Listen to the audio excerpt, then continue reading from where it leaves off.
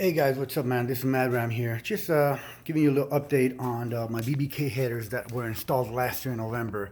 Well, very happy and very pleased to let you know that all the bolts are there. Just checked them today. None of them have backed off. One thing I did do is last time I did not install the nut with the lock washer. Didn't have a problem, but decided might as well. I was here. I was going to take care of it today. But they're holding up pretty good. Haven't had any issues. Like I said, none of the bolts were loose. None of them have backed out at all. I added a couple more zip ties today, as you can see, to get these hoses off from the headers a little bit. Other than that, everything's still pretty much the same. One last thing, guys, here is since my last video in November, I actually did go a little bit bigger on tires.